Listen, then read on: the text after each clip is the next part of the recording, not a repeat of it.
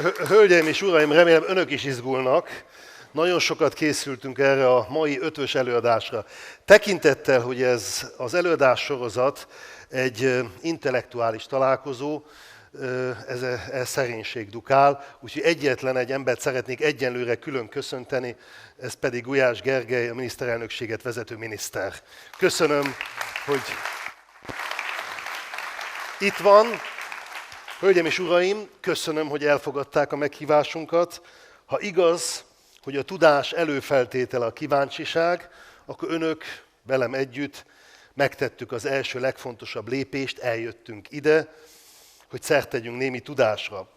Az ötvös előadások célja mindenkor, hogy egy adott és nagy súllyal rendelkező témában a legjáratosabb, leginkább lényeglátó, a végeredményt tekintve leghitelesebb gondolkodók, elemzők és értelmezők segítségével ismerhessük meg változó világunkat. Nem mindegy ugyanis, hogy mennyit és mit tudunk erről a világról, hiszen ennek a tudásnak a mennyisége és minősége határozza meg gondolkodásunkat. Szóval örülök, hogy elfogadták meghívásunkat, és biztos vagyok benne, hogy mai vendégünk, Bannon, segít bennünket abban, ami Eötvös József hitvallása szerint is az egyik legnemesebb törekvés, idézem, meghaladni régi berögzöttségeinket és felújítani az időtálló eszmék erejét. Szóval köszöntöm önöket, Tallai Gábor vagyok, a Háza Múzeum programigazgatója. Egy szó mint száz, 2018. május 23-a újra csak egy jeles nap, a 21. század intézet és a Polgári Magyarországért Alapítvány életében. 2015 óta ez lesz a 4. alkalom, hogy ötvös előadást szervezünk itt a Várkert Bazárban, hogy közösen elemezzük, értékeljük a világ folyamatait, jelenségeit. Első előadónk 2015-ben Francesco Sisi volt, ő Kínáról beszélt, talán van önök közül olyan, aki akkor itt volt, és az sem kizárt, hogy valaki elolvasta azt a könyvet, amit Kínáról írt, és amit magyarul a mi közalapítványunk publikált. 70 oldalas könyvről van szó. Tehát aki 70 oldalban össze tudja foglalni, ami fontos Kínáról, az nagy tudás. Úgyhogy nagyon hálások voltunk érte. Ezt követően tartottunk ötvös előadást, amelyen Erdő Péter és Balogh Zoltán, akkori miniszter, az emberi erőforrások minisztere, beszéltek a kereszténység 21. századi lehetőségeiről és jövőjéről, és aztán az elmúlt évben Frank Füredi, szociológus, akiről csak annyit, hogy a szociológián belül az övé a világ egyik legnagyobb impact faktora, akik értik ezt az egyetem világában, tudják, hogy ez mit jelent. Hát ő tartott egy előadást, Keresztes háború a kereszténység ellen, ez volt a címe, és parádés előadásnak örvendtünk akkor is. Mielőtt átadom a szót Gulyás Gergelynek, a miniszterelnökséget vezető miniszternek, aki egyébként az előadás sorozatot életre hívó 2 intézmény nevében a féle kontextus teremtő köszöntőt mond, kérem, tekintsenek meg egy rövid filmbejátszást ennek az előadás sorozatnak a névadójáról, Eötvös Józsefről.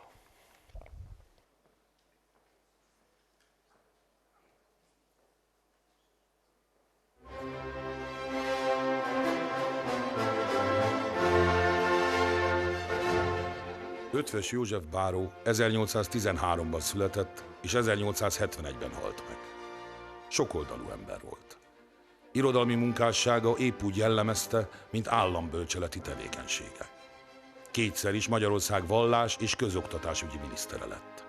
Először akkor, amikor 1848-ban létrejött a magyar történelem első felelős kormányzata. Másodszor akkor, amikor 1867-ben a magyar nemzet és a Habsburgok között létrejött a kiegyezés, aminek eredményeképpen a Habsburg birodalom átalakult osztrák-magyar monarchiává. Eötvöst azonban Magyarországon nem csak azért tisztelik, mert fontos állami pozíciókat töltött be.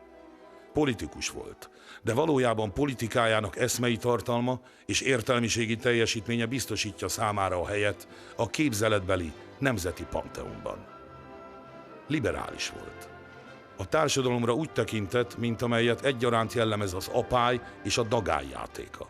Ahogy fogalmazott, a legnagyobb lelkesülés és levertség időszakai szintúgy rendesen követik egymást. Eötvös úgy gondolta, hogy az államot, az állam rendjét ennek megfelelően kell elrendezni. Olyan alapokat, szerkezetet kell teremteni, amely kiállja az apály és a dagály változásainak próbáját. Ő is megtalálta azt az eszközt, amelyet kortársai közül sokan erre a legalkalmasabbnak ítéltek, a szabadságot. Államszervezői és állambölcseleti munkásságát ez a felismerés hatotta át. Úgy látta, hogy a 19. század főeszméi a szabadság, az egyenlőség és a nemzeti eszme.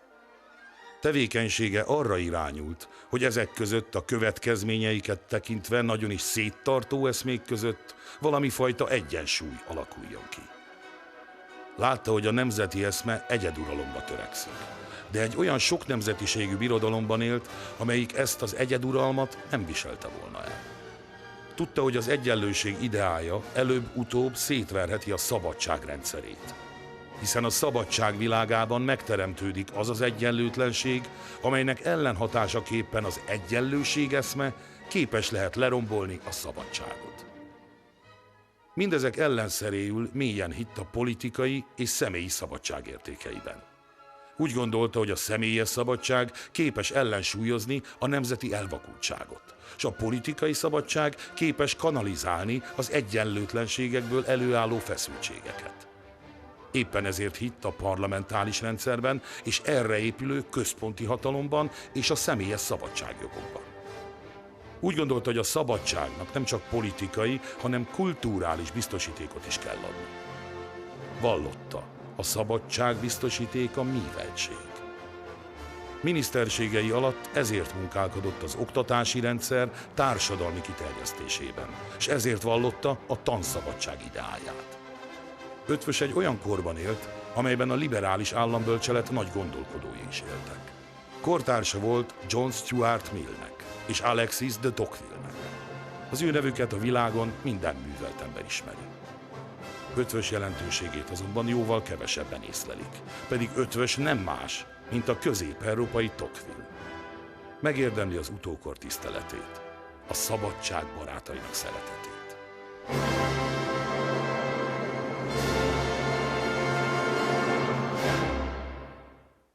Nos, hát látják, gazdagok vagyunk, szellemben, kultúrában, és felkérem Gulyás Gergelyt, köszöntse vendégünket, és indítsa el az előadást.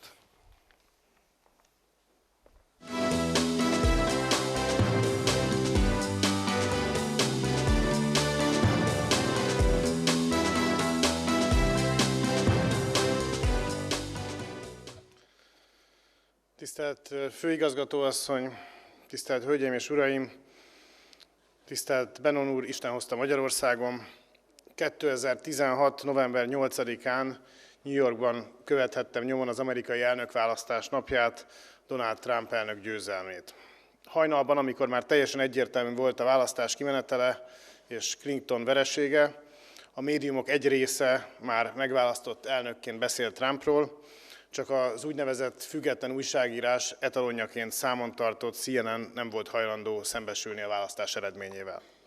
Így fordulhatott elő az a példátlan eset, hogy Hillary Clinton előbb ismerte be a vereségét és gratulált Donald Trumpnak, mint ahogy a CNN tudomásul vette volna a választók döntését. Ez is jól jelzi azt az álszentséget és cinizmust, amellyel a mainstream baloldali elit a demokráciára tekint. Rendkívül korai, akár csak megkísérelni is bármilyen ítéletet mondani Donald Trump elnökségéről, de az nyilvánvalóan az ő történelmi teljesítménye, hogy Hillary Clinton nem lett az Egyesült Államok elnöke.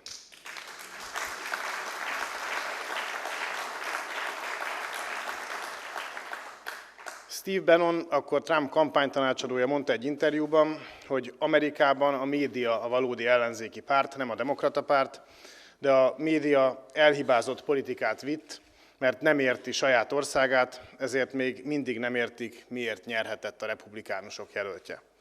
Alig 2 hónapja, április 8-án ugyanezt tapasztalhattuk itt Magyarországon is. A baloldali média vált a legnagyobb és leghangosabb ellenzéki erővé, Elhibázott stratégiája azonban nem a kormány, hanem az ellenzék leváltásához vezetett. Ez csak egyike azon közelmúltbeli közös politikai tapasztalatoknak, amelyek megágyaznak a mai együttgondolkodáshoz.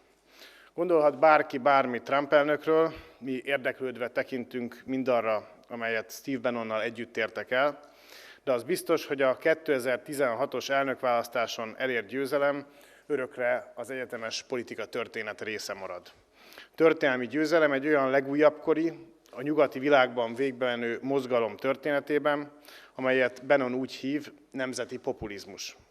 Azonban, ami Amerikában megengedett, Európában kerülendő kifejezés. Félreértésekre adhat okot, ezért én most itt egyszerűen inkább úgy hívnám ezt a folyamatot, hogy hogyan lehet visszaadni a döntés jogát az embereknek, és ezzel egyidejűleg előtérbe helyezni a nemzeti érdeket. Lényegében erről szól ez a folyamat, amely nagyon közel áll a magyar kormány politikájához, ahhoz, ahogy a minket körülvevő világot értelmezzük. Lehetne hosszas eszmefuttatásokat folytatni erről a jelenségről, de a mögöttes elképzelés végtelenül egyszerű. A nyugati civilizációt jellemző, több évszázados, az utóbbi évtizedekben a mainstream globalista erők előretörésének eredményeként a politikai korrektség gondolkodást bénító békjójába került demokratikus intézményrendszert le kell porolni és fel kell szabadítani. Amerika a szabadság hazája, ezért mindig nagy vonzerőt gyakorolt ránk magyarokra. Azért lettünk 1999-ben a rendszerváltozás utáni egyik nagy célkitűzés beteljesüléseként a NATO tagjai, mert a szabad világ részesei akartunk lenni. A szabad világé, amelyben egyszerre érvényesülnek egyéni és közösségi jogaink. Így volt ez az Európai Unió esetében is, amely a szocializmus után egyszerre kínálta a gazdasági felemelkedés és a nemzetek közötti egyenrangú együttműködés lehetőségét. Az illúziónk, amennyire egyáltalán illúzió lehetett mindez 1956 ismeretében, mostanra a realitás megismerésévé vált. Ugyanakkor hiszünk abban, hogy a szabad nemzetek igenis dolgozhatnak együtt, szövetségben. Helmut Kohl írja politikai végrendeletében, idézem, a bizalomra épülő együttműködéshez megbízhatóságra és kiszámíthatóságra van szükség. És a megbízhatósághoz és a kiszámíthatósághoz az is hozzátartozik, hogy az ember felismeri a saját létfontosságú érdekeit, nem radikálisan és rövidlátóan, hanem becsületesen és egészen magától értetődően, fennhéjázás nélkül, előrelátóan, beágyazva a nagy egészbe, és tekintettel a közös érdekhelyzetre, valamint a többiek érzékenységére és érdekeire. Tisztelt Hölgyeim és Uraim, a szabadság közösségi műfaj, vagy ahogy Margaret Thatcher fogalmazott, a szabadság erkölcsi minőség. A szabadság mindig csak ott lehet, ahol egyén és közösség viszonya kölcsönös. A nemzet nem csak a közösen megszervezett életről és kultúráról, hanem a múlt és jelen mellett a jövőről is szól. Látjuk az élő amerikai közösségek által mutatott példát, ahol a maga képmutatástól mentes egyszerűségében fontos a család, a kereszt, a templom és a zászló. Azt tapasztaljuk, hogy a szabadság napjainkban komoly veszélyben van. A globalizáció és az azt mozgató üzleti érdek hadat üzent a közösségnek. Ez mindenekelőtt kultúrharcot, mégpedig kőkemény kultúrharcot jelent. Bár nem hagyományos formában, nem két kultúra csap össze, hanem a szabad világ értékei állnak szemben a dekonstrukcióval. Tisztelt Hölgyeim és Uraim, van-e esélye a lokálisnak a globálissal szemben? Ez korunk egyik nagy kérdése. Ez attól is függ, hogy mi történik a szabadság hazájában. Amerikában egy politikai forradalom után vagyunk. A lokális közösségek értékeit és érdekeit megjelenítő politikai közösség szerveződik, és egyre nagyobb sikerrel száll szembe a globalizmus érdekeit vele szemben érvényesíteni szándékozó establishmenttel. Trump elnök választási győzelme, menetelése a republikánus párton belül, majd az, ahogy kiütötte a politikában hosszú évtizedeket eltöltött Hillary Clintont, mindenki számára váratlan nagy siker volt. Az az ember, akit ma este vendégünként köszönhetünk, elkötelezett híve a szólásszabadságnak, a véleménynyilvánítási szabadságnak, melyet az utóbbi időben a politikailag korrekt beszédmóddal igyekeztek kiszorítani a közbeszéd színteréről. A sajtó területén végzett munkája egy újabb bizonyíték arra, hogy a nyilvánosságot, a szólás szabadságát nem lehet és nem is érdemes monopolizálni.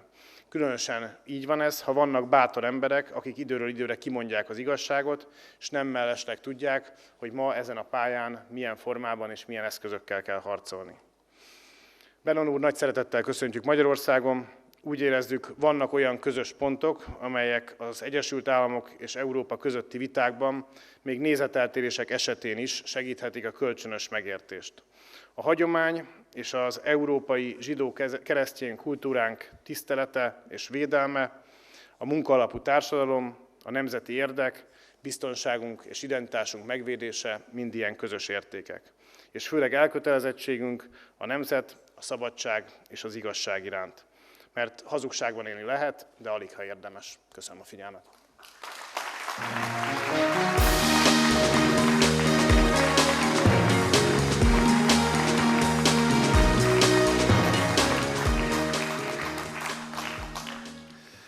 Nagy szeretettel köszöntjük Kevin Bannont itt Budapesten. Egy idézetet szeretnék felolvasni. Steve Bannon az utóbbi évek egyik legsikeresebb politikai innovátora, és nem mellesleg a média által épített hazugságfal lebontásának kikísérletezője. Schmidt Mária professzor asszony jellemezte legutóbb így módon előadónkat. Steve Bannon az amerikai elnök korábbi főstratégája, a Trump kampány vezetője volt. Azon ritka kortársak egyike, aki egyszerre része a világban zajló folyamatokról szóló intellektuális küzdelmeknek, miközben életpályája révén pontosan megtapasztalta a valóság, a reálpolitika józanító keretrendszerét. Nagy kincs ez. A nagy sikerű Breitbart News korábbi ügyvezető elnöke, annak előtte bankárként, befektetési bankárként dolgozott a Goldman Sachsnél. Steve Bannon a nemzetbiztonsági tanulmányok szakon szerzett MA diplomát a Georgetowni Egyetemen, valamint MBA diplomát a Harvard Business Schoolon. Bannon az amerikai hadseregben szolgált tengerésztisztként, a Paul F. Foster fedélzetén a Csendes-óceán nyugati részén, az Arab-tengeren és a Perzsa-öbölben. Ha valakire illik Konfúciusz idézete, hát ő az, idézem, aki a célt ismeri, az tud dönteni. Aki döntött, nyugalmat talál. Aki megtalálta a nyugalmát, bizonyosságban él. Aki bizonyosságban él, az birtokolja önmagát. Aki birtokolja önmagát, az jobbá teheti életét. Arra kérem önöket, hallgassák meg előadását itt Budapesten. Nem szeretnénk, hogyha felvételeket, fotókat készítenének, és arra kérem önöket, tartsák ezt tiszteletben. Ennek az előadásnak professzionális felvétel el fog készülni, és úgy gondolom, ezzel megtiszteljük vendégünket is, hogy agyvelünkre bízzuk azt, ami itt történik, meghallgatjuk és emlékezünk rá. Köszöntem tehát Budapesten Kevin Bannont, akinek előadásának címe Trump, Amerika az első, politikája és annak hatása Közép-Európára. Steve Bannont kérem a színpadra.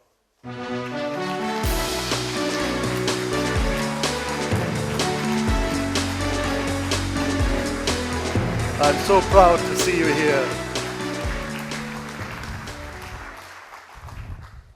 Thank you. I want to go back to the most important speech that President Trump gave in the first year of his presidency. July 6th, 2017, Kaczynski Square in Warsaw, Visegrad country, talked about the commitment of the will. And I quote, "The fundamental question of our time is whether the West has the will to survive. Do we have the confidence in our values to defend them at any cost? Do we have enough respect for our citizens to protect our borders? Do we have the desire and the courage to preserve our civilization in the face of those who would subvert it and destroy it. 8 months later, the people of Hungary gave us an answer, overwhelming victory for Viktor Orban. And on May 4th, about a month after that victory, in a radio interview, Viktor Orban said, the main task of our new government would be to preserve Hungary's security and its Christian culture. We are working on building an old-school Christian democracy rooted in the European tradition. We believe in the importance of the nation and in Hungary, and we do not want to yield ground to any supranational business or political entity. Now tonight in London, there's going to be an interview I gave last night to BBC. BBC being one of the lead parts of the opposition party propaganda machine, right? The Financial Times of London, the New York Times, the Wall Street Journal, the Washington Post, CNN, BBC. We really don't have a political opposition today. We have a media opposition. Last question in the interview, and the interviewer was very fair. She asked very, very tough and pointed questions, but we had to extend it, had to keep extending it. The very last, she had to get in one last question. Last question is about Hungary and Viktor Orban. And her head blew up, saying, he said he was going to defend a Christian nation. Does this mean the end of liberal democracy? I said, come on. You know, liberal democracy worked for them fine for the 40 or 50 years they were winning elections, right? All of a sudden when they start losing, we're all fascist. We're all authoritarians. We're all, mini dictators. Let's go back to August of 2016 when I left Breitbart and came into the campaign. President Trump had done a tremendous job in the primaries. He had the convention. The campaign got a little off track. He was down. It was 88 days ago. I think down 16 points, double digits down in every battleground state. Not a lot of organization, not a lot of money. I talked to him that night when I came in as CEO. Kellyanne Conway came as campaign manager. And I said, to forget all those numbers. Those numbers are not, being 16 down with 88 days ago, it's not relevant. Don't worry about it. It says only two numbers that count. It said 2/3, 1/3. 2/3 of the American people, the right track, wrong track, if you follow politics. 2/3 of the American people still think we're on the wrong track. They like President Obama personally, but they do not believe President Obama delivered the change that the country needs. I said, more importantly, Pat Caddell, the old Democratic pollster, has been doing work on this for years. 75% of the American people, for the first time in Pat Caddell's polling, 75% believed America was in decline. And we looked at the crosstabs. The working class and the middle class in the United States of America are not prepared to support that. The elites are fine with it. They have a problem with the rise of China. They don't have a problem with the decline of America. They call it the Thucydides trap. They got some fancy title from ancient Greece. They kind of cover themselves under, because they're going to make just as much money on the way down as they made on the way up. But the backbone of our society, the backbone of the United States of America, it's working class, black, Hispanic, white, in the middle class, particularly the lower middle class. They will follow a leader who will return America to her former greatness, her former glory. And they will support someone who will make America great again. I told President Trump, to 100% metaphysical certitude, you follow this plan and you'll win, you'll beat her. Now, how the fuse that lit the Trump revolution started about, 9 years before that. The 10th anniversary of it's going to be this September. Back in September 2008, at about 9 o'clock in the morning, I think it was September 15th, I think the exact date was. 2008, 9 o'clock in the morning, the City of London. Lehman Brothers, the British subsidiary of it's kicked into bankruptcy. And all the geniuses, all these smart guys, you see them on TV, they're City of London, hedge fund, they're on CNBC and CNN. They're so brilliant. They're so smart. Goldman Sachs, McKinsey, Bain, Deutsche Bank. They're all brilliant, right? They're smart. Smartest guys in the room. They forgot one thing. Oops, Lehman Brothers is the center of the commercial paper market. The entire financial system of the globe started to implode. 3 days later, Ben Bernanke and Hank Paulson, Hank, the former chairman, CEO of Goldman Sachs, is a very junior banker. I was a bag carrier for Hank in his Goldman Sachs days. I knew one thing about Hank: math was not a strong point. They go into President Bush over at the Oval Office and they say, we need $1 trillion of cash money. That's the good news. The bad news is we need it by 5 o'clock.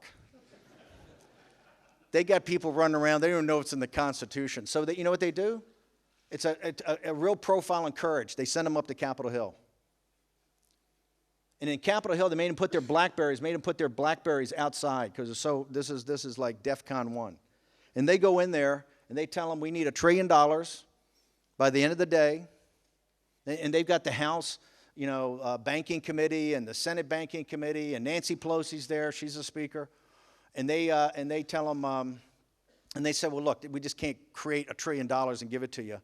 What is this about? And they said, if we don't have $1 trillion, in 72 hours, the American financial system is going to melt to the ground. And in 6 days, the world financial system will collapse.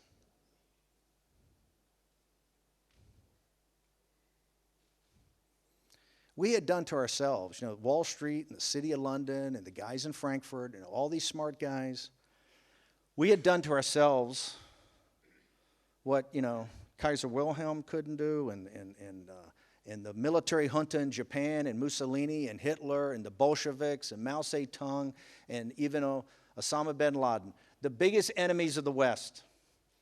People that hated us to our core. Couldn't do what we did ourselves. They told them right there, when the world financial system melts down, there's going to be global anarchy.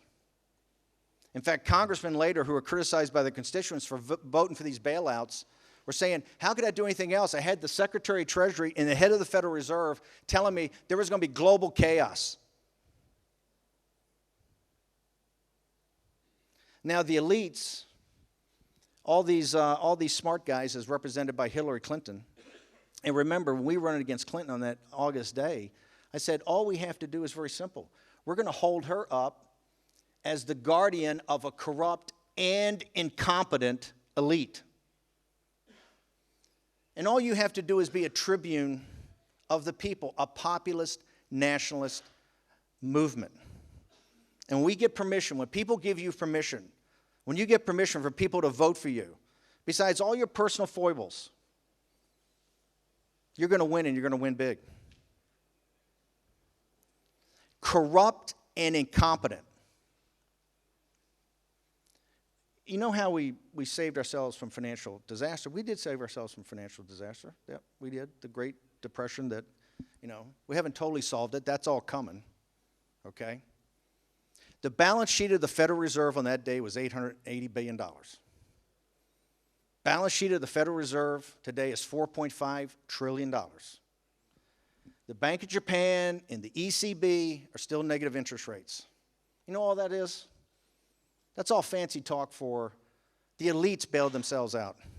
They just created money, inflated the assets. If you owned real estate or intellectual property or stocks in the last 10 years, you've had the greatest run in human history. But if you're working stiff, you haven't had a raise since 1970. Here's the cruel thing about this. Here's the cruel thing about this, is that it's the working guy, man and woman, who paid for it. It's their taxes that bailed them out. We have concentration of wealth in the United States that boggles the mind. I'm a capitalist. You know what the United States and the EU and Japan, you know what they need? They need a dose of capitalism. Because right now we have socialism for the very poor and we have socialism for the very wealthy. We've totally socialized the rich. They have no downside. Anything screws up, they're going to bail themselves out. Heck, they were in that weekend. I think it was Thursday. They went up to see Bush. That weekend, they were all in. Sullivan and Cromwell, all these guys in 50 conference rooms around Goldman Sachs and GE Capital. They're all prepared to go bankrupt. But Monday morning, Goldman Sachs went and signed a one-line piece of paper, made themselves a bank holding company, approved by the Federal Reserve. And Hank Paulson, Secretary of Treasury, bank holding company, they could borrow at zero, lend out at a couple hundred basis points, make $5-10 billion a year just by opening cutting the lights on. Did the average person get a bailout like that? The average working person in Hungary, the United States, did they get to be a bank holding company? No. The elites are the greediest, most incompetent group that's ever had control of a society.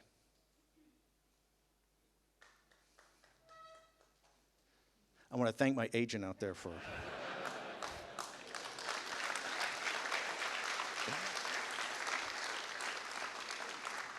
Keep doing that. I'll get better paid speeches. That's the fuse that lit the Trump revolution. 2010, the Tea Party, the rise of the Tea Party. Off-year elections, if you follow in the United States, 62 seats with a group that had no money. A real populist revolt. Republican Party didn't know how to handle it. 62 seats. Viktor Orban voted back into power in Hungary. 2012, the Republicans abandoned the populist movement. Mitt Romney thinks he's going to do it his own, gets beat by Barack Obama. Should have beat him. Guy had the worst numbers ever in a re-elect. Got beaten. 2014, another big surge in the Republican Party with the populist movement, won a bunch more seats. In the spring of 2014, Nigel Farage and UKIP stun everybody in the European parliamentary elections. In 2015, Donald Trump is at the top of the stairs in Trump Tower, comes down to announce for the presidency. He's in 7th place. People think it's a joke. Donald Trump's a clown. Donald Trump this. Donald Trump's just doing this to get a better deal on The Apprentice, get the ratings up. He comes down, he gives a speech about trade, unfair trade deals, working class, talks about the border, mentions rapes. The left-wing media goes crazy. Donald Trump by that evening is in 1st place, never looked back. In August of 2015, the second big blow, Angela Merkel decides unilaterally to, let in a couple of million folks here to Europe, almost destroys Europe, the European Union, single-handedly. And then in 2016, Brexit, and then the Trump victory. One thing about Brexit is important. You mentioned CNN in the introduction. The geniuses at CNN, the guys that know all about the world. On the night that Farage won, and by the way, Farage conceded. Nigel conceded early in the evening. We had to call him up. He'd had a couple of beers. We said, Nigel, not so fast. the Midlands, the labor vote hasn't come in. I think it's going to be better than you think. So he kind of walked that back, and it did. Because the working class in England knew what the story was. CNN's putting on guys that night that called it like Nigel Farage. He had no earthly idea. They were completely gobsmacked. They had absolutely clueless that this was going to come on. That was a forerunner to 2016. Once you saw Brexit, because Brexit and 2016 are inextricably linked. This global revolt. What links them is the exportation of Chinese deflation and overcapacity.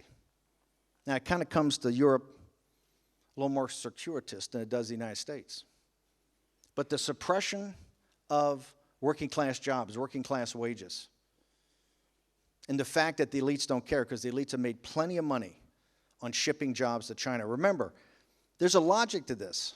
It's not the second law of physics, but there's an industrial logic. If you own intellectual property, if you own assets, if you own control of companies, if you own the ability to order products made, if you own equity, it's absolutely logical if you have no barriers to send the production over to the cheapest place possible and produce it.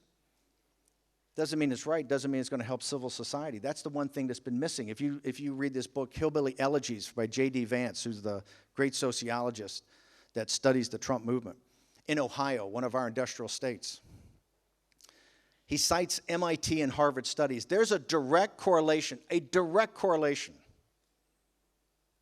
between the factories that moved to China, the jobs and billets that went with them, and the opioid crisis. When we talk about tariffs, we talk about bringing these jobs back. It's just not about the economics of these jobs. And I'm a capitalist. I understand you got to do it at a certain operating margin. But it's more than that. It's about civic society. It's about the underpinnings of your culture, the working class, the people that Hillary Clinton really summed it up. She summed it up best on September 10th, a high holy day in the Trump movement. Hillary Clinton goes to Wall Street. I mean, if you wrote a script on this, they'd throw you out of the room and you pitched it because it's too unbelievable. She goes to Wall Street for a fundraiser that she's going to raise $5 million on. She is introducing Barbra Streisand, Babs, one of the most obnoxious people in the world, to sing. And on her, this is a written script. This is not off the top of the head. This is a written script. She says that 50%, half of the Trump supporters are deplorables. And then half of them are irredeemable. You just do the math, it's 30 million people. It's the audience response that's important if you watch the video. They're hooting and hollering and clapping, and yeah, they're dancing around. Yep. They detest working class people. They despise working class people. You have to embrace that. There's no middle ground here. They hold the working class in complete and total contempt. Donald Trump has triggered something in our country that's very deep. He's triggered the party at Davos global elite, the scientific, managerial, engineering, financial elite, and all their apparatchiks. Understand that the game could be up. And they hate him for it. It's pure, raw hatred. After we won, and we kind of knew we won by, they didn't call it until 2:30 in the morning. It was a great example here of the CNN, holding out, didn't want Trump to, want Trump to give his victory speech at 4 in the morning, right? Hillary did not give her concession speech that night. She had a few too many cocktails earlier. We knew we won it when the Detroit Free Press reversed the call in Michigan and said it was too close to call. They had called it for Hillary at 8 o'clock in the evening and reversed it at about 11. And here's the reason. The algorithms were wrong. All these when we saw the exit polls at 5 o'clock, my 100% metaphysical certitude that I had told him in August and then reaffirmed on Billy Bush weekend when everybody wanted him to quit or go on TV and apologize. I said, let's just go have a rally, right? Because people don't care. What they care about is to take their country back. What they care about is saving their communities. What they care about is the defense of Western civilization. They may not articulate it that way, but that's what MAGA means.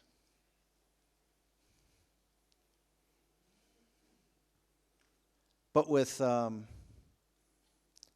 Clinton, you could see the personification of that globalist elite.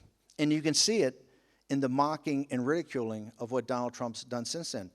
They can't embrace the fact that they lost, and they've lost touch with their real base, which is the working class, and they've gone to this identity politics. Remember, when I was announced, he was so far behind on that Monday. Clinton came out. She was on the beach. She was in Hamptons and in the Upper East Side, all these high net worth places raising money. She wasn't even campaigning. She came back to make a speech. Her first speech, I think, in 3 weeks. And I'm sitting in the war room. We got TVs all up in the monitor. We got all these young people there, the rapid response thing. I kind of go in there. She's going to do this big speech. And the Cryron's running. Because they say, oh, Bannon, he's so far behind, all he wants to do is destroy his enemies. He can't win, the biggest landslide in history. He's gonna take guys down as he goes down. And he's got the mad bomber from Breitbart's going to do it for him, right? And I look at the screen, and she's got alt-right, white supremacists, misogynists, every other name in the book. And I sat there with the young folks, and I said, if she's going to run on identity politics and we're going to run on economic nationalism, this thing's over. It's not even going to be close. There'll be 300 electoral votes or more. Because people don't care about that.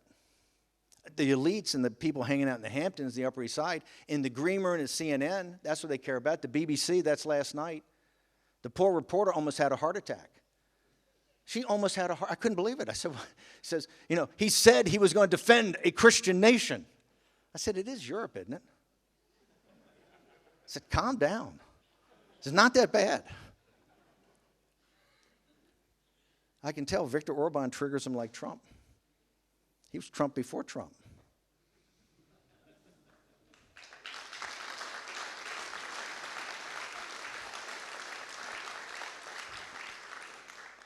And he's got the scars to prove it. Look how vicious they've come after him. For what? Defending his country? Building a border? Save his people? Are these high crimes and misdemeanors? Is what he's done so terrible for the vitriol that's been dumped on him, on Trump? Remember, they couldn't embrace the fact that they got beat, and they got beat badly. And I don't want to hear the popular vote versus the Electoral College. We have a system in the United States. We've had it since the very beginning. It's not about popular vote. If it was about popular vote, we would run a different campaign, and we would have beaten her in the popular vote, okay? That's not the game. The game is the electoral vote. She had $2.2 billion. She had all the media. She had all these geniuses and computer programs, everything like that. You know, we had a plane, and we had Donald Trump. In a message. That's what you need. Immediately they had to embrace the Russia thing, right? Had to be Russia. Couldn't have been them. Couldn't have been their program. Couldn't have been that. Had to be Russia. Had to be Russia. In the mainstream media, the propaganda. I call it the opposition party. When I call it the opposition party, I wasn't kidding around. There's no Democrat Party. If you talk about Trump's position on China, the people don't automatically go, oh, yeah, but the Democrats think this. If you think Trump's policy on destroying the physical caliphate of ISIS, you can't think, oh, yeah, but the Democrats are this. If you think of Trump's policy about going after tariffs, you can't think there's no Democratic policy of this. The Democratic Party in the United States, as a crutch, uses the opposition party media. Cut the TV on. All the important things happening in the world today. You cut on CNN at prime time, and you're going to get 45 minutes of Russia and Michael Cohen and Stormy Daniels, right? Constantly, constantly, constantly. I don't mind it. They're setting themselves up for another defeat, right? They've used it as a crutch. You need reps. You've got to build muscle mass to win. The Democrats don't have it. They can't stand up there every day. They haven't even thought it through yet. They're still talking about, minimum wage. And, Bernie Sanders, his big plan, minimum wage and universal health care. Hey, the 20th century called and wants its policies back. There hasn't been any original thinking in the Democrat Party. They don't have to. The media covers for them. But now you're seeing something different about this Russia thing. By the way, Bob Mueller's a good man. He's a combat Marine, honorable man. He's had a year. Take as much time as you want. Go for it. I saw the 44 questions they laid out. Didn't seem that tough to me. That's what you spent a year looking for. Those are what you want answered, right? Didn't look too tough. Remember, I'm the guy that argued you shouldn't fire Comey. You'll get a special prosecutor, but hey, you got it. You wanted to fire him, you fired him, you got a special prosecutor. Fine, take your time. But look at what we know now. What happened in Cambridge University? Who's this fella, Stephen Halper? Who paid for all that? Who authorized it? If you ever heard of the Church Commission in the United States of America, that was back in when we had this issue with the CIA after the Vietnam Wars, back in the mid-'70s.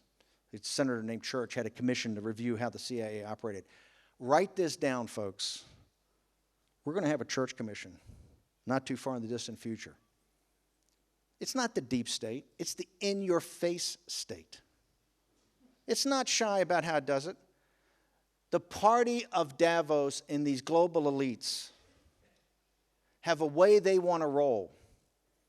And if you think, because you win one election, and I don't care if it's in Hungary or the United States of America, the Czech Republic, or India, if you think they're going to sit there and go, man, that's refreshing, you guys won, here are the keys, just do what you want. No, that's not going to happen. Look at Brexit. Brexit tells you everything you want to know. Look at the slog they've had on trying to get out, where they come up with a new concept every day of why you can't do it. Look at Donald Trump. Look at the resistance on Trump. If it was on policy, I could understand it. You know, they mock and ridicule Trump every day. Let's take America first. All they say, it's isolationism, it's isolationism, it's isolation. Isolationism? Are you kidding me? Right? In his inaugural address, he says, and I quote, "We will rejuvenate old alliances and make new ones. And we will unite the civilized world to eradicate radical Islamic terrorism from the face of the earth." When President Trump wrote that down in Mar-a-Lago, a couple of the advisors we were working with him, he said, that's a pretty big check that they're going to make sure you cash. In 1 year, the destruction of the physical caliphate of ISIS. Oh, yeah, but somebody told me the other day, yeah, but Obama was doing that. Will you give me a break? Will you give me a break? They want to talk about facts. In 2014, ISIS had 8 million people under captivity. They had oil fields, they had wheat fields, they were taxing people. They're a more vibrant state than Iraq and Syria combined. Recruiting here in Europe and sending people back to kill folks. James Mattis said, General Mattis told the president when he took the job, this is not going to be a war of attrition. If you want them annihilated, I will annihilate it. And it wasn't pretty. Look at Mosul. Look at Raqqa. It looked like Dresden, right?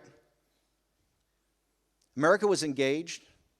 America's not isolationist. America was there with allies, with folks up there doing the work. In the speech that I quoted from the beginning at the Visegrad, the Three Oceans Initiative, before he gets to the defense of the West, he talks about the Riyadh Summit. You won't hear about the Riyadh Summit. Mainstream media, they want to talk about Stormy Daniels, right? They want to talk about Michael Cohen trying to get some consulting business. In Riyadh, President Trump, the Muslim ban and the travel, their heads are all blowing up. This is what the BBC, reporter jumped me for. Oh, Muslim ban. I said, well, hang on for a second. In 90 days, we went to Riyadh. He talked to 54 Muslim nations, all came together because they wanted him to come there and address them and work out a plan together. And there were 3 things that happened from there. Number 1, and this is coming from them, radical Islamic terrorism is now a threat against their societies, not just exporting it to the West. And so number 1 is we're going to stop the games and we're going to stop financing it. And we don't care if it's Qatar or we don't care if it's members of the royal family or who it is, it's going to stop. Number 2, coming off General al-Sisi's great speech in Cairo in 2013 and January 1st about how Islam has to go through its own modernity process. It has to have its own enlightenment. We in the West can't do that. The Muslim nations will do that. They can do that. We were there to support President Trump. That picture in the Globe, he's sitting there with the King of Saudi Arabia and General al-Sisi. That's the new center for countering Islamic extremism. Funded, paid for, staffed by Muslim nations. Full support from the Judeo-Christian West. And number 3, Persian expansion. The expeditionary capability of the Persians in Baghdad, in Damascus, in Lebanon, and now in Yemen. And to come up with a potential solution for that, to start to work together with Egypt and Bahrain, in the UAE and Saudi Arabia, Jordan, and eventually, hopefully, Israel. That's what the Iran deal is all about. Does that sound like isolationism? You know, I don't mind if they criticize Trump if they just spend the time and effort to do the work and argue on the merits of the case. What they want to protect, the globalist elite, the geniuses, the same geniuses in back in 2008, now the geniuses in the foreign policy that, you know, has had America spend $7 trillion. You know, Brown University, we spent $7 trillion on these wars, $7 trillion with no victory. Right, we're still spending $50 billion a year in Afghanistan, no victory in sight. With 15,000 combat dead, 45,000 wounded, present value, I think, of $1 trillion, $7 trillion from the geniuses. Here's what they want to protect. Post-war, you have this rules-based, international, liberal order. And that's a series of commercial relationships, capital markets, trade deals, and alliances, security alliances. From Europe, Northwest Europe, all the way through Persian Gulf, South China Sea, Northwest Pacific. Loop all the way around. Donald Trump's the first time in history. He's a business guy. He's a real estate guy. He's an entrepreneur. He walks in there, and he says, you got to look at these things as a whole cloth. You have to look at the commercial part of it and the security part of it. We can't be upside down. We're upside down with the EU. We're upside down in the Persian Gulf. We're upside down in the littoral nations of the South China Sea. And we're really upside down in East Asia and in Korea and Japan. And we have to have this has to be different. That's what America First is. He doesn't want to destroy that order, but he wants a different set of priorities where America First is very simple, where it's in the vital national security interest of the United States of America. It will be in the vital national security interests of our local partners and allies. That's what it's about. You know, John McCain, everybody, they're all over here, you know, railing at us, these nationalists, these crazy nationalists. They want to withdraw. We're not withdrawing. Look what we just did in Iran. Look at Pompeo's 12 points.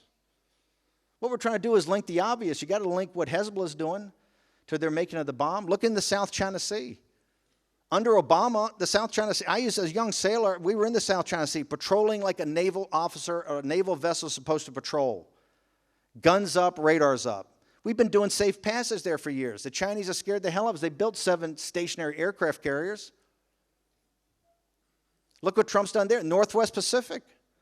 The engagement of China and Korea, whether this thing happens on the 12th or not is not relevant. From Bush to Clinton to Bush and Obama, we were told by all the geniuses, they're not going to have any nuclear weapons. They'll agree to this, they'll agree to that, they'll agree to that. Hello. He's got 50 nuclear weapons. Ballistic missile capability to hit Osaka and Tokyo today, and probably Portland and Los Angeles. Was that on Donald Trump's watch? Did Donald Trump cause that? But he came up with a solution, fully engaged. So America First does not mean isolationist. What America First means is that we want allies who are going to be allies. And NATO is a big issue. Here's why. The EU is wealthy. It's the same size economy as the United States of America. Population, same size as the United States of America. It's the deplorables tax dollars and their kids that are funding this whole thing. It can't go on.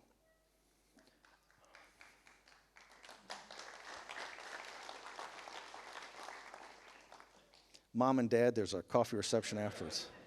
Thank you. Now here's why. The defense bill, it was $700 billion, and Trump raised it. All in, when you add it all up in real accounting of the intelligence and the homeland security and everything, all the odds and ends buried in other departments, it's $1 trillion. It's $1 trillion. $1 trillion. Our deficit now in the United States in perpetuity is going to be $1 trillion. Okay? It's bleeding us out. But more importantly, that's not the most important thing. I come from a blue-collar democratic family. And I was a naval officer. My daughter is a graduate of the United States Military Academy at West Point. She served with the 101st Airborne in Iraq. The proudest thing I've got is on my mantle at the Breitbart Embassy is a picture of her with her weapon in her cami sitting on Saddam Hussein's throne. I can die a happy man. By the way, we're nothing extraordinary. We're just an average family. My kid brother's a Navy pilot. His wife's a Navy nurse. We're an average American blue-collar family. Serves their country. Not for careers, serve for 5, 6, 7, 8 years, go to civilian life after that.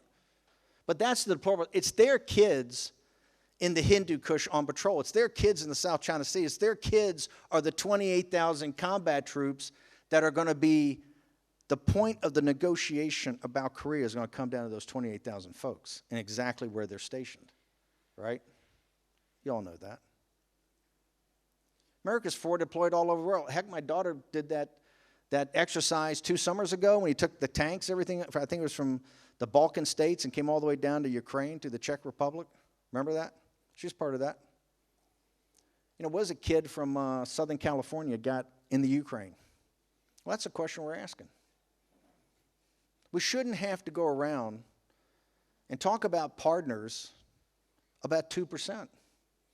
You're either in or you're out, right? You know, I was in the military when you know I came off sea duty on a destroyer that was built to hunt Soviet submarines. Came off sea duty and came back to the Pentagon first day of the Reagan administration. The whole thing was about taking down the Soviet Union. You know, then we had these plans of tanks coming across the Fulda Gap and all this stuff happening, and you know, deep warfare in the Eastern Europe. You know, air, land, sea battle 2000, things like that. Threat to Europe today, and this is why it's y'all that got to partner with and get ready. If you think Syria almost took down the EU in the summer of 2015 and had another migrant crisis in Italy that brought a populist government to power in 2016, that's nothing, right? General al-Sisi, the brave men and women in Egypt, they're trying to make this government work and that society work against the opposition of the Muslim Brotherhood, right? Being financed out of the Persian Gulf. If Egypt collapses, Europe's got a problem. The Chinese right now are like the East India Company in sub-Saharan Africa, right? It's a business model we've seen before. The British did it down in India in the 18th century. Fairly rapacious. They're building all that infrastructure. It's all debtor in possession lending, right? They're lending them the money, build the infrastructure, bring in Chinese engineers, Chinese workers. You wait till they start walking north, because they're coming north. In North Africa. It's a ticking time bomb.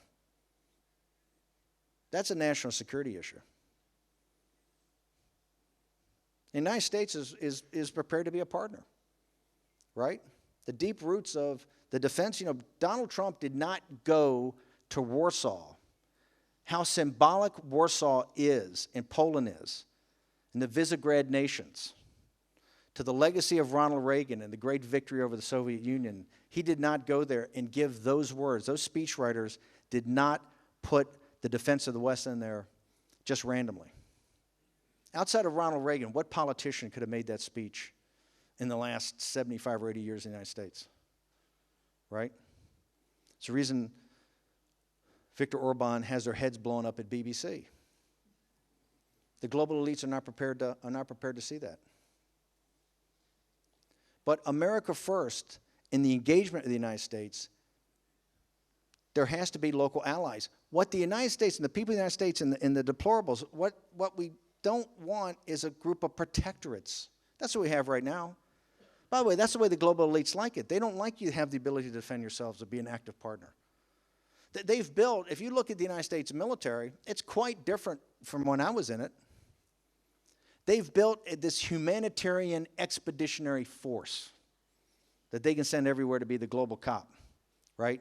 To their rules-based order and to the way that the party at Davos runs things. That's the way they want it. They don't want Japan to be able to defend itself. They don't want Korea to be able to defend itself. They don't want Europe to be able to defend itself. They don't want active partners. They want this kind of imperialistic, humanitarian do-goodism. And as long as they can spend the deplorables' money, and more importantly, as long as they can spend their kids' lives, they'll do it. That's $7 trillion. Now, what, 15,000 dead and 40,000 wounded? Well, trust me. I went to Harvard, and there ain't a lot of Harvard alumni in that group. These people are the worst people in the world. And I detest them as much as they detest the deplorables. We have a lot of work in front of us, a long road to hoe. President Trump's speech and Viktor Orban's speech talked about survival of the West. Well, how about the thriving of the West? The Judeo-Christian West is one of mankind's greatest creations. Remember, we come from a cultural background that believes that we're created in the image and likeness of God, and that our rights don't come from any government. Our rights don't come from anything that's man-made. Our rights don't come from any institution. They come directly from God to us. That's why the kids in China, and that's why the kids in Southeast Asia, and that's why kids in sub-Saharan Africa, in the Middle East, that's why they want to come to Cambridge University and Oxford, the great universities here in Eastern Europe, into the United States. Oh yeah, it's got the technical aspects of it too. But underlying it, it's a deep cultural direction that draws people in. Remember, Edmund Burke, the conservative philosopher, said that we owe as much to those who came behind us as we owe to future generations. We have a duty and an obligation to those from time immemorial that have handed this down to us. We're going to be judged, each one of you. You're going to be judged. You're going to be weighed and measured by how we did here. 100 years from now, they're going to look back. There's an inflection point, no doubt about it.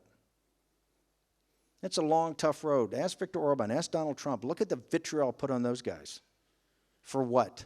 They defended their country? They wanted to have borders? They wanted to have the rule of law? They believed in their cultures and their societies? That was a crime that this media, these pack of hyenas, can try to tear you apart every day?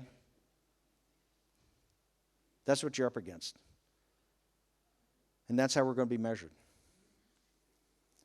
Now, I'd love a good fight. We got a good fight in front of us. But I love the fact that folks like you are on our side of the football. Thank you very much.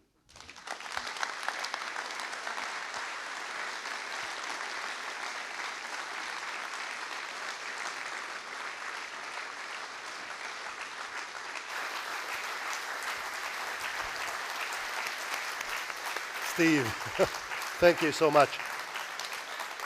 Let me ask you something. Yeah, we can do questions. We can, Yes, but I have a question to you. Let me ask you, if Martin Heidegger has right, the language is the building of all. Hang on. I got D in philosophy. You got to remember. And you developed a new language. I worked at Goldman Sachs. I know math. I don't know the philosophy's little. You developed a new language in Breitbart News, a language of success, a language for winners. Tell us something about this process of developing a new language. Well, I think in Breitbart, it's just the fact that we created a platform. You're going to have to fight for this. They're just not, like I said, any one election. They're not going to sit there and toss you the keys. Particularly in the United States, we understand one thing, and I think here in Hungary and in the West, you understand it. In the United States, we are fighting for control of the most powerful nation in the history of mankind. Those are pretty high stakes. And people are not just going to give you control of that because you won an election. You can see with Donald Trump. From the very beginning, they've tried to delegitimize his presidency. Clapper's out today with his book saying, it's absolutely proven that the Russians gave Donald Trump the election. You know what he based on? I had a guy get the book on Kindle last night, read it, because I said, Clapper, he's been DNI for 6 years, Director of National Intelligence, runs all the thing. You know what his thesis is? I kid you not. It's these little Facebook ads. $100,000 a month. That's a pretty thin read to say that the Russians won. I mean, it's beyond a joke, right? But they'll do anything. So in Breitbart, it was very simple. We called ourselves the Fight Club, right? Oh. And we wanted to report the news in a different way. And we're very proud of the fact that, everybody says, oh, they're objective. Give me a break. The editorial page in the New York Times is the front page. The editorial page of the Times of London is the front page.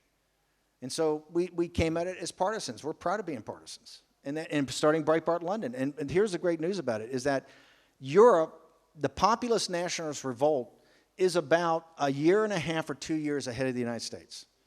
That's why studying Nigel Farage and UKIP, which is a more professional Tea Party, studying what's going on in Italy, studying what's going on in Hungary, right? You'll see much of what you guys talk about back into the campaigns in the United States, because you guys just happen to be ahead of the cycle. So in Breitbart, I'm very proud of taking a little organization like that. Andrew was an absolute legend. He understood particularly new media better than anybody. And before I went in the White House, we had these great plans of expanding into Europe. Some great expansion plans, but that kind of got sidetracked by my time in the campaign in the White House. So it hasn't happened, but hopefully one day it may happen. I think you need a platform like that over here. So. Okay, we have a long day after us. One last question. From your point of view, what is the effect of the new politic of the United States on our region? I think listen, President Trump did not, in a year when he had the inaugural address, which laid out what he wanted to accomplish, which basically said, now comes the hour of action. He was finished with all the talk of the politicians. To then look at the Riyadh summit, right, in May, then in July to Poland, to the Visegrad countries, to the Three Oceans Initiative. That was very important. My countrymen, the United States, we have followed Eastern Europe very closely. And here's one of the reasons is that it was the entire, war with President Reagan against the Soviet Union. President Reagan, you have to remember one thing. It's like this thing with China. China is going to be the most important geostrategic endeavor of our time in defending the Judeo-Christian West. It's going to come down to, this great, I don't want to say conflict's the wrong word, competition. And you can see it lining up right now. China, Persia, and Turkey. China, Persia, and Turkey. The landmass of Asia. It's the One Belt, One Road, right? That's the most audacious geopolitical, it's Mackinder's theory of the control of the landmass of Asia, personified in highways and rail lines. At the same time, China does Mahan's theory of the ports in the Maldives, Sri Lanka, Djibouti, right? What the British Empire and then the Americans followed. So you can see this lining up right now with the Judeo-Christian West and the Sunni Arab nations united in opposition with India and South Korea, Australia, the littoral countries of the South China Sea, and Japan. What President Reagan saw, remember, Kissinger and the guys will tell you today this Thucydides trap, that the West is in decline and that China's on the rise. And that their solution, they work out this theory 16 times in world history. It's led to the catastrophic, 16 times it's happened, 12 times it's led to catastrophic war, like in the Peloponnesian War, Sparta versus Athens.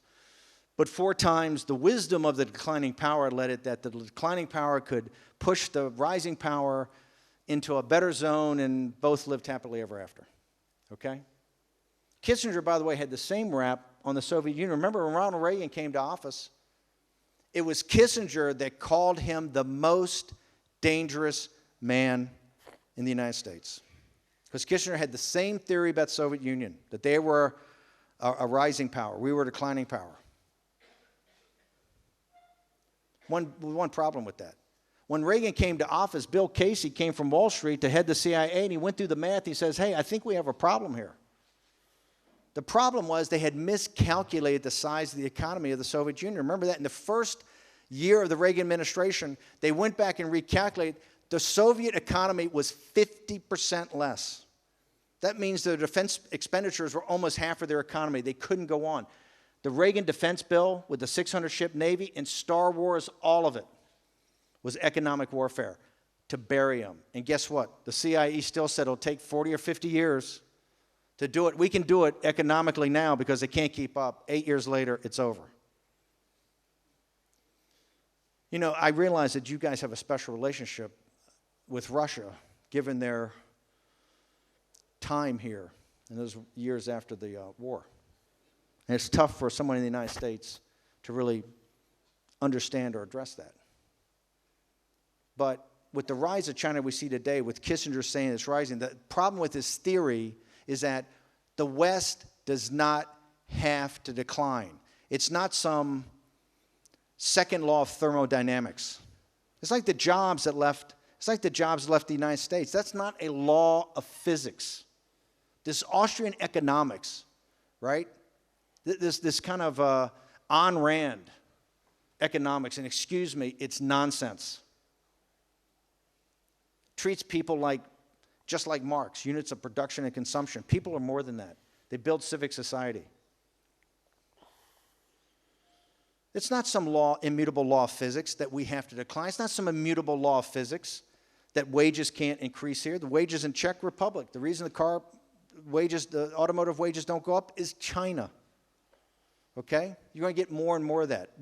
It doesn't have to be like that. That's human agency.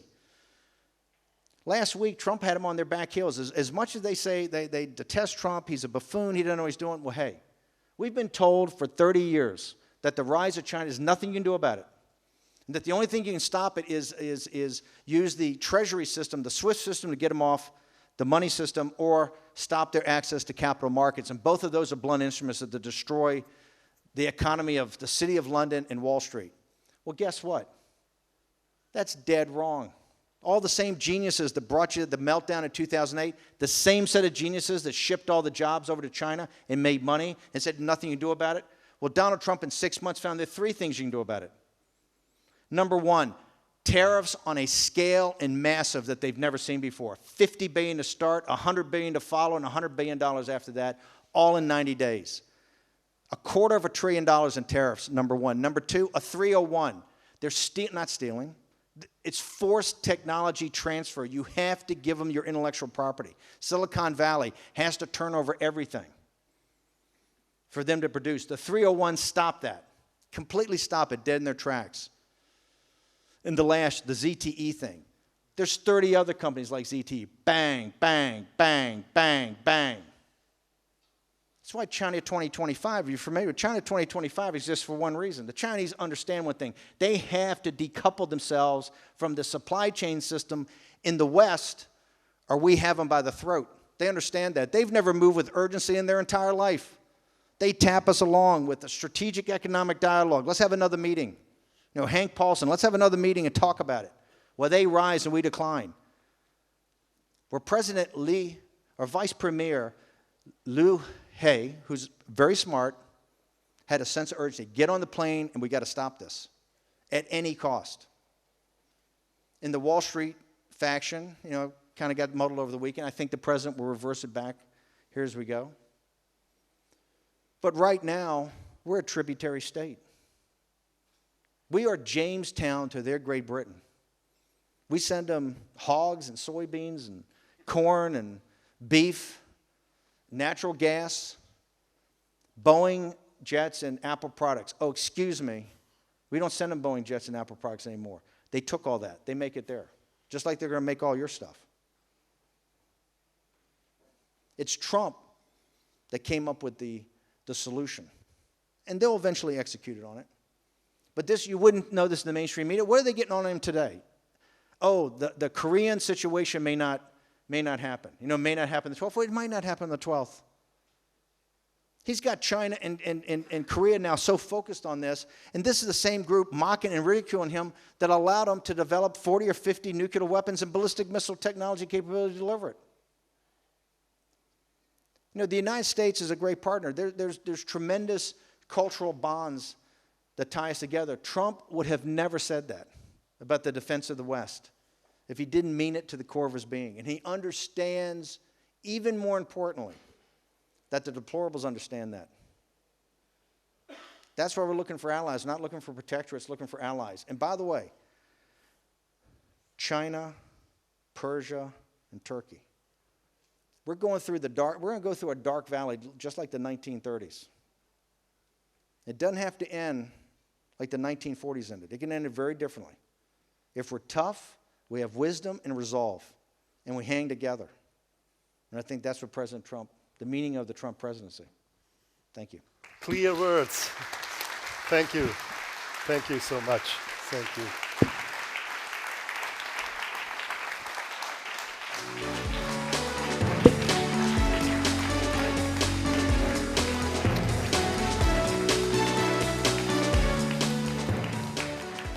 Hát, hölgyeim és uraim, nagyon köszönöm, hogy itt voltak, és köszönöm Steve Bannonnak, hogy nem csak elfogadta a meghívásunkat, de el is jött Magyarországra, itt volt. Remélem újabb bizonyítékot szolgáltattunk arra, hogy igazán nagyobb ajándékot nem nagyon lehet adni, mint a gondolat. Ennél nagyobb ajándékot én nem nagyon tudnék most itt hirtelen megnevezni, és mivel egy búcsúnak illik olyan rövidnek lennie, mint egy szerelmi vallomásnak, viszontlátásra.